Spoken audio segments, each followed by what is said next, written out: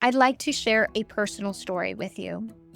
Several years ago, I lost my husband in a sudden and horrific accident when he was just 36 years old. In the aftermath of his loss, I became deeply immersed in search for understanding because it offered a sense of comfort knowing that I wasn't alone in my feelings.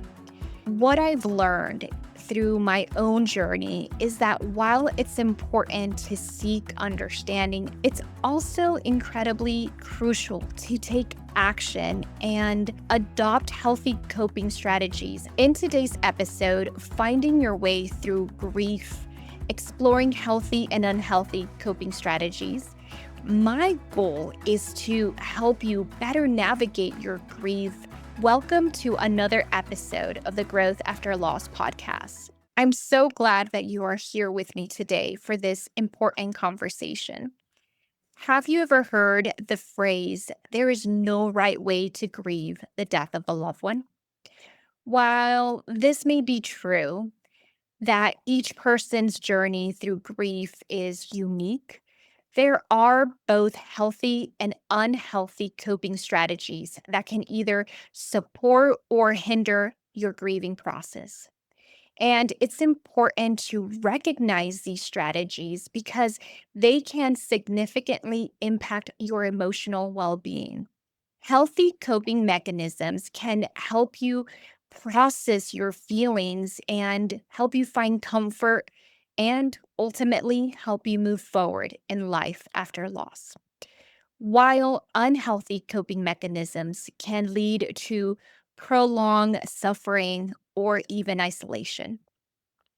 In today's episode, Finding Your Way Through Grief, exploring healthy and unhealthy coping strategies, we're going to dive into these approaches because my goal is to help you better navigate your grief more constructively with compassion, practicality, and of course, research.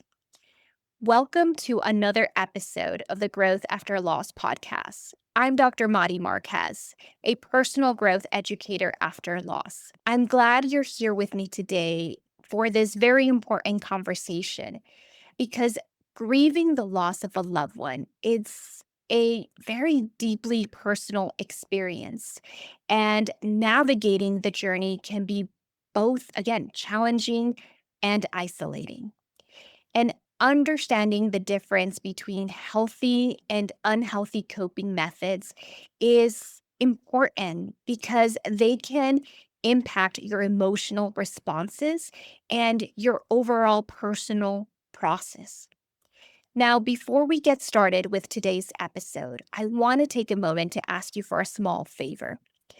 If you could please hit that subscribe button, it would mean so much to me because by you doing this, you're helping to create a supportive community for those trying to find ways to make positive changes in their life after loss. So, by hitting that subscribe button, more people can go ahead and find this podcast. So, I genuinely appreciate your support. And again, I am incredibly grateful that you are here with me today. In today's episode, we will explore strategies to manage grief, including expressing emotions, reaching out to friends and family, and finding solace in rituals or memorials for your loved one. However, it's important to highlight that these strategies are not a substitute for professional mental health support. So, if you're struggling with your loss, please consider seeking help from a licensed mental health professional. And resources like betterhelp.com can connect you with therapists, qualified therapists, who can provide you with guidance and the support that you may need. I'd like to share a personal story with you. Several years ago, I lost my husband in a sudden and horrific accident when he was just 36 years old. And his passing left me completely broken. In the aftermath of his loss, I became deeply immersed in search for understanding. The understanding of why this happened, what can I do about it? And I read countless of articles and watched numerous videos about grief. And initially, this exploration felt therapeutic for me because it offered a sense of comfort knowing that I wasn't alone in my feelings. It's important to realize that you're not alone in this situation that can feel so incredibly isolating. And as time went on, I noticed that constantly diving into grief related content started to feel redundant for me. And I found out that I wasn't the only one who felt this way about grief consumption content. Now, in my research, some of my participants also shared similar thoughts about while grief related content was helpful in their journeys, as it was for me, they felt they needed more than just learning about grief. At one point in their journeys, they said, I need more. Now, you might be asking yourself, how much should I dive into grief related material? And that's a totally valid question. The truth is, only you can determine what feels right for you wherever you are in your journey. You'll know when engaging with this material is actually helping you, when it offers some relief, or when it starts to feel redundant or even overwhelming. What I've learned through my own journey and through my research is that while it's important to seek understanding about our grief and the emotions that we are experiencing, it's also incredibly crucial to take action and adopt healthy coping strategies based on that knowledge that you learn. It really only becomes valuable when you put it into practice. So let's take a moment to talk about some of those coping strategies that you might turn to after the death of a loved one. And it might be helpful to learn and differentiate between coping strategies that can be supportive to your overall well being and those that could actually keep you stuck in your grief. Now, this exploration can offer insights that resonate with your own experience and help you navigate your grief in a way that feels authentic to you. Because coping strategies are crucial tools for managing stress and our emotional challenges. And the American Psychological Association defines coping strategies as an action, a series of actions, or a thought process used in meeting a stressful or unpleasant situation, or in modifying one's reaction to such a situation. So, coping strategies typically involve a conscious and direct approach to a problem. Now, coping strategies can help you manage stress and can be categorized into different types of approaches. And each approach has its own unique flavor. So let's start off with problem focused strategies. So these strategies involve addressing the stressor, such as the loss of your loved one, directly through planning and doing active solutions. A study in 2022 by Wang found that using problem focused strategies can actually enhance resilience and help you improve your problem solving skills, making you feel more in control and leading to better outcomes during stressful situations. So, an example of this would be addressing practical tasks like planning the memorial service for your loved one or managing finances, which can provide a sense of direction and control during a challenging time. Next, we have emotion focused coping. And this approach aims to help you manage that emotional distress using techniques such as relaxation, positive reframing, and even humor. Yes, you heard me correct, humor. Because research by Wenzel from 2021 indicated that effectively utilizing these type of strategies are actually linked to better emotional well-being and can help lower anxiety levels. Next, we have meaning focused coping. So, this strategy emphasizes finding positive meaning or purpose in challenging situations. So, often through activities like religious practice or even personal growth. This approach can significantly improve your mental health and improve your life satisfaction. So, this is important because it can help you navigate adversity with a greater sense of purpose. I know it did it for me. I do this work as a personal growth educator because I wanted to find purpose and meaning in my losses and make them mean more than just a loss. Next, we have social coping. And this type involves seeking support from friends and family. So, research by Wang from 2020 showed that social support can act as a buffer against stress, providing emotional comfort and practical assistance during difficult times. And I know this is something that I also found in my own research as well, as having friends and family be supportive. Now, the last coping strategy that we're going to talk about is avoidance focused coping. And this strategy includes distancing oneself from the problem, using denial or substance use, or even distractions. While it may offer short term relief, studies by Liu from 2023 suggested that relying on avoidance strategies can actually lead to an increase in psychological distress over time.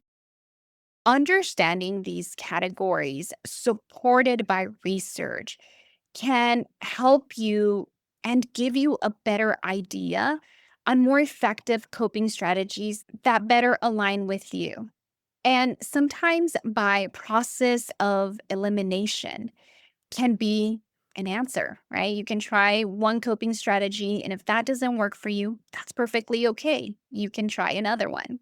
A study published in the Journal of Health and Psychology from 2020 by Hager found that effective coping strategies are actually linked to better psychological outcomes, highlighting the role of adaptive coping in resilience during stressful times. So, understanding the distinction between adaptive and maladaptive coping strategies is important because adaptive strategies, such as regular exercise and having strong social support networks, have proven to provide long term relief for stress. In contrast, maladaptive strategies like substance abuse or avoidance can offer only temporary relief and often worsen the underlying problems. A recent study by Gao, published in the Frontier in Psychology, indicated that relying on maladaptive coping mechanism leads to an increased psychological distress over time, illustrating the importance of choosing healthier coping strategies. So let's go ahead and talk about unhealthy coping strategies because even though they might seem like a safe haven at first, they can ultimately get in the way of your adaptation process. So let's dive into unhealthy coping strategies. Number one, substance abuse. So, turning to alcohol or drugs to cope with your loss, to cope with your grief, can actually be incredibly detrimental. Now, a study by the National Institute on Alcohol Abuse and Alcoholism in 2019 highlights a clear link between grief and an increased alcohol consumption. So, this increase can actually lead to dependency, making it difficult for you to process your emotions and be able to fully engage with your grief, which is an important thing to do. Two, social isolation. Withdrawing from others might seem like a safe choice during times of grief, but it often can intensify your feelings of loneliness and can also prolong your grieving process. Now, the American Psychological Association, particularly a study from 2009, emphasized that social withdrawal is correlated with hindered emotional adaptation, suggesting that maintaining connections with others can be crucial for restoration. Three, distraction techniques. So, while occasionally distraction is a normal response to grief, relying on it as a primary coping mechanism can be harmful. Research published in Cognitive Therapy and Research indicated that using avoidance as a coping strategy can actually leave you feeling stuck in your grief and hinder the process of you expressing your grief.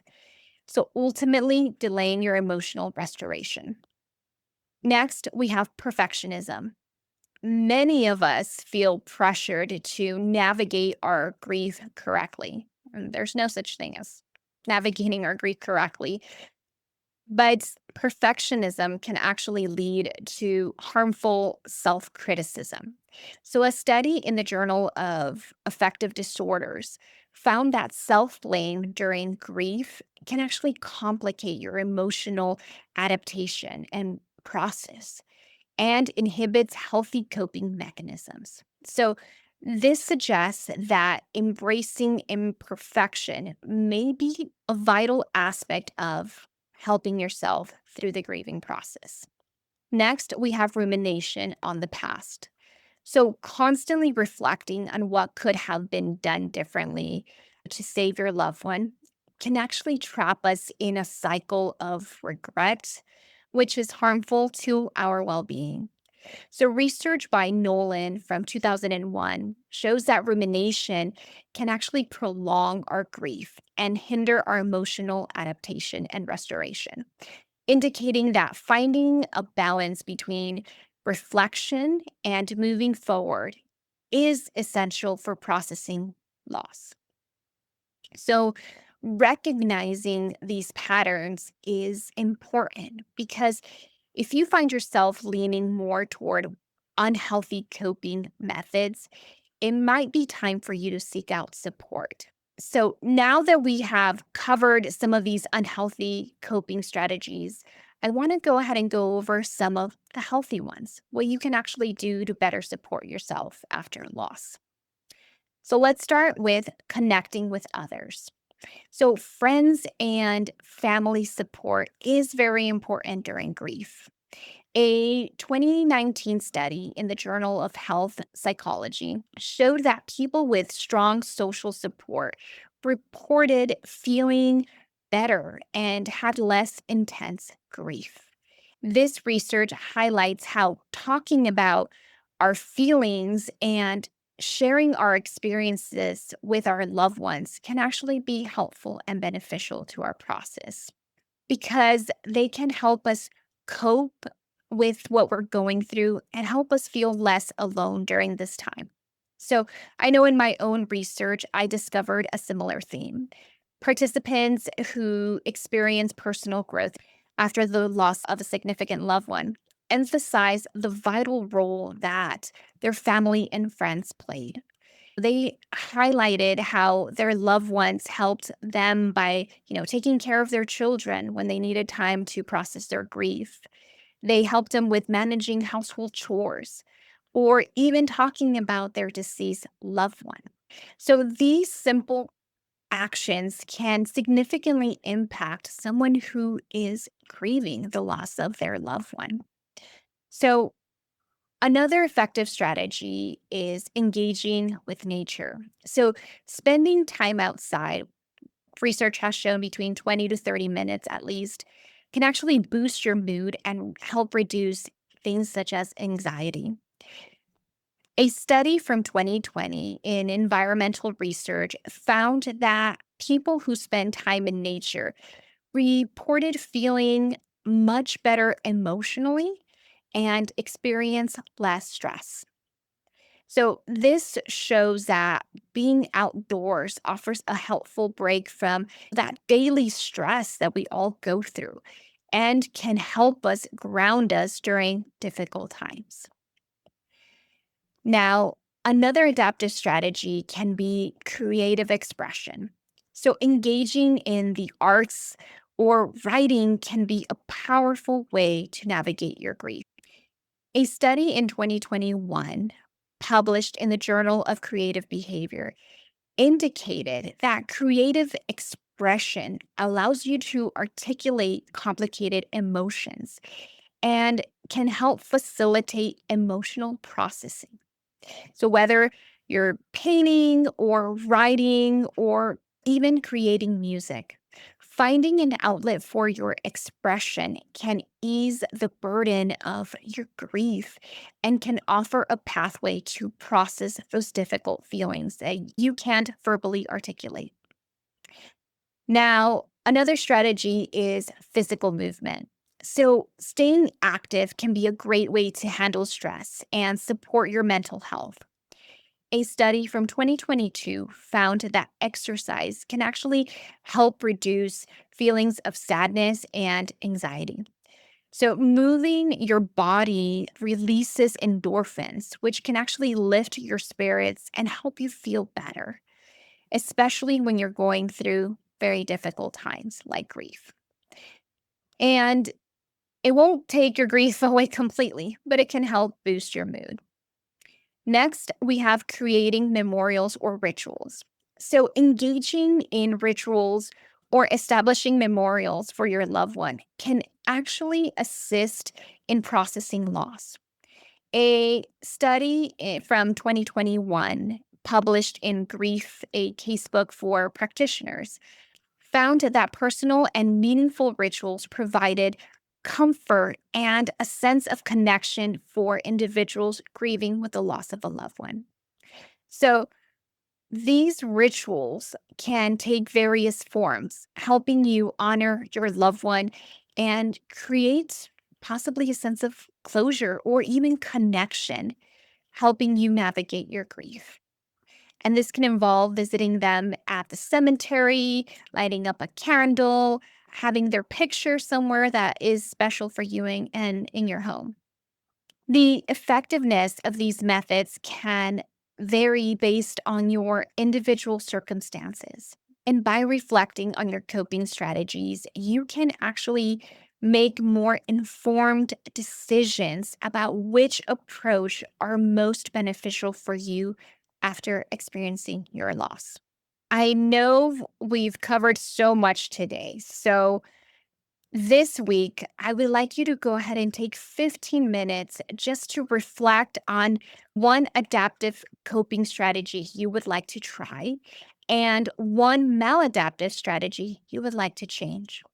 Now, if you found this information helpful and would like to continue to learn more about personal growth after loss to better support yourself, then I would greatly appreciate, again, if you can support this channel by subscribing to it.